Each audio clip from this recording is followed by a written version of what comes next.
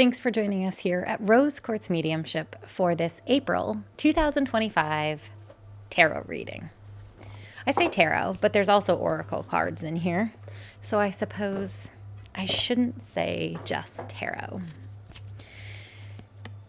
So I want to start by saying, as I shuffle the cards for the month of April, that if you follow our podcasts or social media or any of our workshops, you may be thinking, this chick must be out of clothing because she seems to only be wearing this green sweatshirt. And I want to explain that for a second as I'm shuffling. Got some cards. We'll get those. There's a shadow. So the reason that I keep wearing this sweatshirt over and over again is because I bought it when I was on vacation. And I went through a really big shift while I was on vacation. And one of the things that I started to really recognize when I got home is that every time I put on the sweatshirt, it brought me right back to the energy of being at the ocean and being on vacation and being in the frequency of the lesson and the shift that I went through on vacation.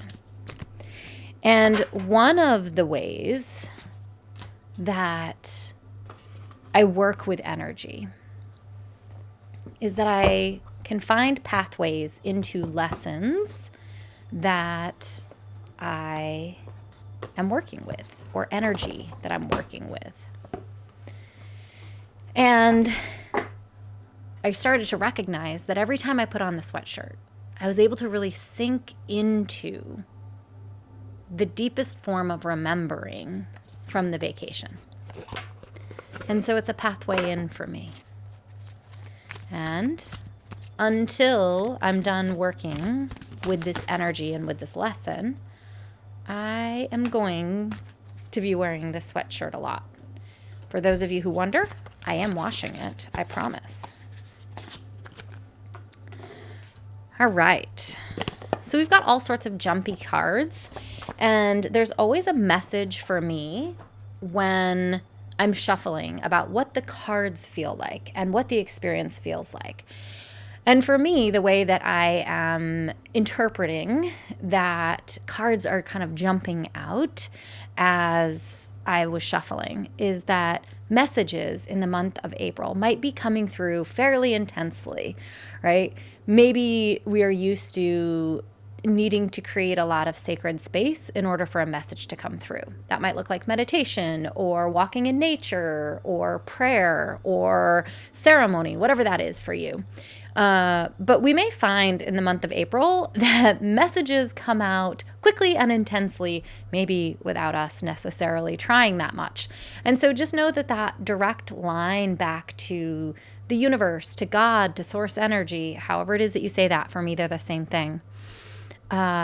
We may have a really open channel here in the month of April. It might be a really beautiful time for us to receive a lot of messages, and they may come through kind of rapidly and without us trying. And so definitely watch my video, the energy update for the month of April, where I talk about integration and the importance of it. Because as we are leaning into April and messages are coming through so quickly, we want to make sure that they are not just an epiphany, but they're a shift. And I talk about that in that video. So let's see what we've got going on here. We got a lot of stuff in reverse, which is not a bad thing, not the way that I view it.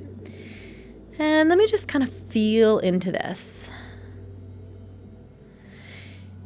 So we have a lot of male energy in the reverse position. So we have the King of Cups and the Knight of Cups, both in the reverse position. And to me, this really says, cups are all about emotions. And so to me, it may mean kind of two various different things. It could mean that we have some unhealed wounds around the divine masculine, whether that is an actual male in our reality or whether it is resistance to structure, stability, protection that the divine masculine offers, right? So we all have divine feminine and divine masculine inside of us. And so in the month of April, we may find resistance to structure. So we might find that we have a hard time following our self-care practice or our psychic hygiene practice, or we have a hard time with our calendars. And to me, the message is to really look at whatever the wound is that we may be feeling, whether it's with an actual man in our reality or whether it is divine masculine energy in general. But really, it feels like an opportunity for us to look at healing any wounds that we are carrying around the divine masculine. Sometimes when we have trauma with a particular energy, whether it's an individual or whether it is divine masculine energy in general, maybe we don't trust the masculine. Maybe the masculine feels scary for us, whether it be the perception of like men in general feel scary to us, or whether it be that the wound shows up where structure, stability, protection feels scary or difficult to us. When we heal that wound that we have, it really gives us the opportunity to move through the world in a very different way. Divine masculine energy is the structure and stability that creates the space for the divine feminine to flow. And if we have divine masculine wounds, that can result in us not being able to have that structure, stability, protection that we need in order to flow in life. And so if we're carrying masculine wounds, father wounds, ancestral wounds around the masculine, where men have felt unsafe or the masculine has felt unsafe, it's a real opportunity here in the month of April for us to look at healing that. The fact that the Six of Cups came in reverse, that to me says that maybe this is a wound that is coming from the past, whether this is an ancestral component, whether this is an epigenetic component, or whether this is an experience from a past life or a previous version of us. To me, it's something from the past coming back around the masculine. And again, you know, even if you look at the card in the Lightseer Tarot deck, the images on the Six of Cups in the reverse position are two males. And so it's just leading me more deeply down that road or that path here in the month of April. We have the Judgment in reverse. And again, it's going right along with this message. So to me, we may be meeting the masculine, whether it's an actual individual in our life or whether it be masculine energy or both, a combination, right? The divine masculine and an individual in our reality who we may have co-created a wound with. We're most likely meeting that memory, that experience, that trauma with judgment. And listen, I get it. When we have been traumatized, it is easy to bring judgment. And so for me, the message is, how do we meet ourselves with compassion and empathy and love and understanding and curiosity when we are doing this work around the divine masculine in the month of April, rather than meeting ourselves, our history, our experience with judgment. Self-judgment, judgment of other people is actually not that helpful for us. And so really looking at where are you meeting life with judgment? And how can you replace it with curiosity? Shadow cards. We're going to look at shadow cards. We have the Hangman in the upright position. So we may be feeling kind of stuck, and in particular around the masculine wound. And as I'm really kind of saying this, what's really coming through for me is that sometimes we need to move energy. So I watch a lot of people who have had an experience that is traumatic for them actually really struggle with sitting in silent meditation, right? Especially if there's a body-based experience to the trauma, meaning there may have been sexual abuse or physical abuse or fear of one of those things. Sitting in silent meditation and asking our body to be still while it is feeling what happened can feel really difficult. And so you may want to start working with this wound, if this resonates and is coming up for you, through movement, through dance, through walking, through biking, hiking, running, right? So you may get into a meditative state with a movement aspect to it so that you're able to really move that energy as it comes up. You could also take a very somatic approach so that you're moving the energy out of your nervous system, out of your physical body. And then the other shadow card is meditate and contemplate in the reverse position, which just, again, reinforces the message that I was just saying, that meditation and contemplation of this wound, of this trauma, of this healing opportunity for us, we may be resistant to doing it without movement. You know, our physical body may actually need to move. It may feel scary or limiting for our body to need to be still while we are working on this wound and with this trauma. All right. So, again, we've got a lot of reverse going here, guys. And again, I don't view the cards in reverse as a negative thing. I view it as resistance to. That's how it always comes up for me. So the card that we got from the Moonology deck is balance, spirituality, and practicality. And the way that I'm interpreting that, and also interesting that I read the shadow cards before finishing these cards, the way that I'm really interpreting that is that maybe we don't understand that the healing that we do in energetic, emotional spaces has a real impact on our 3D reality. So if we start working on the wound that we might be holding around the masculine, it is going to impact our 3D physical reality. So if we're doing meditation, if we're doing inner child trauma work, if we are doing somatics, if we are doing Reiki, if we're however it is, whatever the modality is that feels good and true and right for you, or the combination of modalities. Sometimes we think that when we do this work in our mind, in spirit, through spirituality, through prayer, through however it is that we're doing this work, that it's not going to have a real impact on our 3D reality. And that's not my lived experience, and it's not the lived experience that I've observed with other people. When we do this work, when we do healing around these wounds, even if they're ancestral, you are going to see a physical impact in your reality. And maybe starting to observe that a little bit more clearly so that you can recognize just how profound some of this work can be. All right, so 2 cards came out from the Mystical Shaman Oracle deck. The first card that came out was the Corn, which for whatever reason, I want to read the Lightning first. So we are going to read the Lightning. The Essence. The formidable electrical discharge of a lightning bolt brightens the sky and strikes the earth, accompanied by the mighty sound of thunder.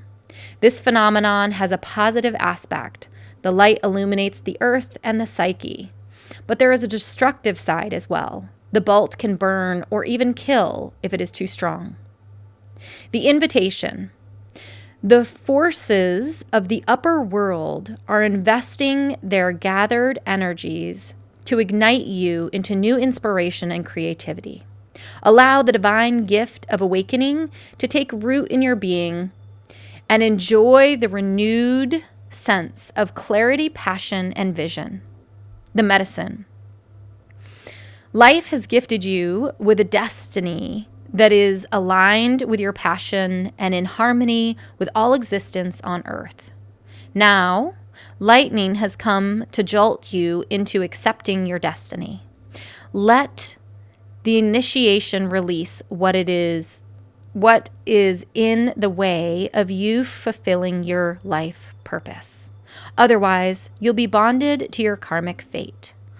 This is a time to be courageous and daring. And to me, that really speaks to when we were talking about messages are probably going to be coming through rapidly, quickly, and maybe not necessarily with us trying that hard in the month of April. To me, that speaks to that same energy, like the universe, God, the divine, nature, however it is that you say that, it's going to be coming for us this month, in the month of April. I love that energy. I love the intensity. Not everybody does. But for me, I think it's going to come in hard, and it's going to come in clear, and we're going to get a lot of messages, and we're going to get a lot of clarity. So now let's see what the corn has to offer us. Corn represents the mother of the sustenance and tangible abundance. This symbol represents material prosperity in the world of form that provides stability and sustenance to many. There is more than enough. The invitation. You planted a beautiful field of your dreams and worked hard. Even in moments when you were losing faith, you continued. Now the spirit of the corn comes to honor this and show you a bountiful harvest. This is the time to reap the rewards of hard work and trust, whether those rewards are financial or the kind of prosperity measured in quality rather than quantity. You are blessed when this symbol appears. Don't forget to share your good fortune. The medicine. Beware of shortcuts to your dreams or fast track being offered to you now.